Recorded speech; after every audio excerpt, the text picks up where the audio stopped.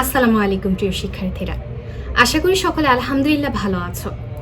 ঢাবি বি ইউনিটে বিজ্ঞান বিভাগ হতে কোন পজিশনে কিরকম সাবজেক্ট পাওয়া যেতে পারে এ নিয়ে একটা খসড়া আইডিয়া দিব আজকের এই ভিডিওটিতে। 1 থেকে যদি তুমি 50-এর মধ্যে থাকো তাহলে তুমি আইন সাবজেক্টটা পাবা।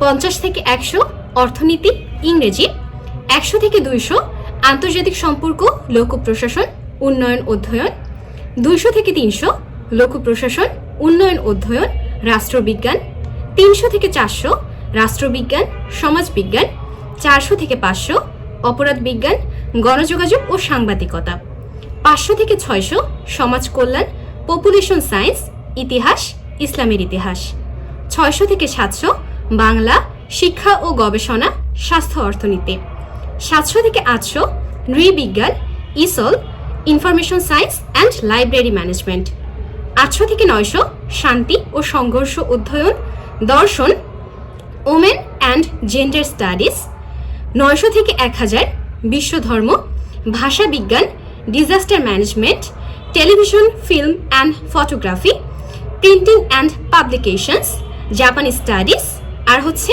থিয়েটার পারফরমেন্স অ্যান্ড স্টাডিজ, 1000 থেকে 1100 ফার্সি ভাষা ও সাহিত্য Chinese language French language Japanese language পালি অ্যান্ড বুদ্ধিস্ট, 1100 থেকে 1200 উর্দু সংস্কৃত নৃত্যকলা মিউজিক।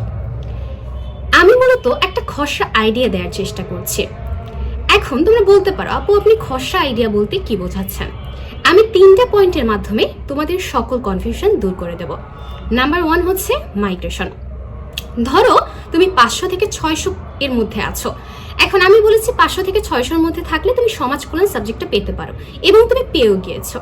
তুমি যখন মাইগ্রেশন অপশনটা অন করলে তখন তোমার ফার্স্ট মাইগ্রেশনে ধরো অপরাধ বিজ্ঞান সাবজেক্ট অথবা গণযোগাযোগ ও সাংবাদিকতা সাবজেক্টটা চলে আসলো। এখন তুমি বলতে পারো আপু আপনি তো বলেছিলেন যে 400 থেকে 500 এর মধ্যে থাকলে আমি অপরাধ বিজ্ঞান বা গণযোগাযোগ ও সাংবাদিকতা সাবজেক্টটা পেতে পারি। আমি তো 500 এর মধ্যে নেই, আমি তো 500 এর পরে, তাহলে আমি কেন এই সাবজেক্টটা পেলাম? শোনো, আজকে আমি 3 বা 4 বার একটা কথাই বারবার রিপিট করব।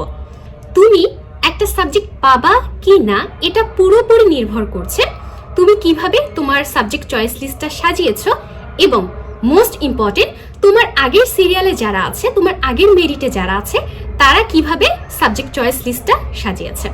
এখন 500-র মধ্যে যারা ছিল তারা বলতে পারো যে অনেকেই হয়তো গণযোগাযোগ ও সাংবাদিকতা বা অপরাধ বিজ্ঞান নেয়নি, এজন্য যতটা সিট বরাদ্দ আছে সিটগুলো ফিল আপ হয়নি, এজন্য 500-র পরেও টেনেছে, কেননা সিটগুলো তো ফিল আপ করতে হবে।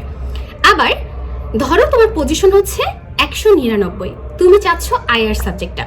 2022-23 সেশনে বিজ্ঞান বিভাগ থেকে আইআর সাবজেক্টের জন্য লাস্ট পজিশন ছিল হচ্ছে 198। এখন তুমি আমার দিকে আঙুল তুলতে পারো আপু আপনি তো বলেছিলেন 200-র মধ্যে থাকলে আমি আইআর পেতে পারি, আমার পজিশন তো 200-র মধ্যেই আছে, তাহলে আমি কেন আইআর পেলাম না? শোনো, আমি মূলত একটা খসড়া আইডিয়া দেওয়ার চেষ্টা করেছি, আমি বারবার বলছি এবং আবারও সেম কথাটা রিপিট করছি যে তুমি একটা সাবজেক্ট পাবা কি না এটা মূলত নির্ভর করছে তুমি কিভাবে সাবজেক্ট চয়েস লিস্টটা সাজিয়েছো এবং তোমার আগে যারা আছে তারা কিভাবে তাদের সাবজেক্ট চয়েস লিস্টটা সাজিয়েছে। 2022-23 সেশনে ধরো যে আইআর সাবজেক্টটার জন্য তোমার চাহিদা অনেক বেশি ছিল, এজন্য হচ্ছে 198-এর মধ্যে শেষ হয়ে গিয়েছে। 199 বা 200 পজিশনে যারা ছিল তারা আইআর সাবজেক্টটা পায়নি। এটা যে প্রত্যেক বছর হবে এমন না, এমনও হতে পারে 201, 202, 203 সিরিয়ালে আইআর সাবজেক্টটা পেয়ে গেল, কারণ সেই বছরে 200-র মধ্যে আইআর সাবজেক্টের জন্য যতগুলো সিট রয়েছে বিজ্ঞান বিভাগের জন্য ততগুলো সিট ফিল আপ হয়নি, এজন্য পেয়ে গিয়েছে। এরপর হচ্ছে তোমার 600 থেকে 700-র মধ্যে থাকলে তুমি বাংলা সাবজেক্টটা পেতে পারো। 800 পজিশনে থাকলে বা 800-র পর থাকলে কি কখনোই তুমি বাংলা সাবজেক্টটা পাবে না, বা তার পরবর্তীতে থাকলেও কি কখনোই তোমার বাংলা সাবজেক্টটা আসবে না? তোমরা হয়তো বা এমন প্রশ্ন অনেকে আমাকে করেছো ইনবক্সে কিংবা কমেন্ট বক্সে, তো তাদের জন্য বলছি একটাই উত্তর, সব কিছুর একটাই উত্তর, কোন সাবজেক্ট আসবে কোন সাবজেক্ট আসবে না, যে তুমি কিভাবে সাবজেক্ট চয়েস লিস্টটা সাজিয়েছো এবং আবারও বলছি মোস্ট ইম্পর্টেন্ট তোমার আগে যারা আছে তারা কিভাবে সাবজেক্ট চয়েস লিস্টটা সাজিয়েছে। সাপোজ বিজ্ঞান বিভাগের জন্য আইনের সিট কয়টা? পসিবলি 37টা। এখন 50-এর মধ্যে তোমার হচ্ছে আইন শেষ হয়ে যায়।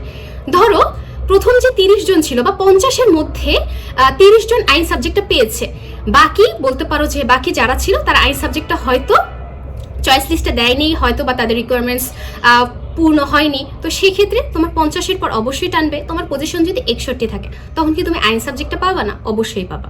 সব মিলিয়ে সব কথার একই উত্তর, সব প্রশ্নের একই উত্তর যে তুমি একটা সাবজেক্ট পাবা কিনা এটা পুরোপুরি নির্ভর করছে তুমি কিভাবে সাবজেক্ট চয়েস লিস্টটা সাজিয়েছো এবং ওই বছরে অর্থাৎ তোমার সেশনে কারা কিভাবে সাবজেক্ট চয়েস লিস্টটা সাজিয়েছে, যারা হচ্ছে তোমার সামনের দিকে আছে। নর্মালি তোমার এই পজিশনে থাকলে বা আমি যে পজিশনের রেঞ্জ বলেছি ওই রেঞ্জের মধ্যে থাকলে ক্যান্ডিডেটরা ওই ধরনের সাবজেক্টগুলো পেয়ে থাকে।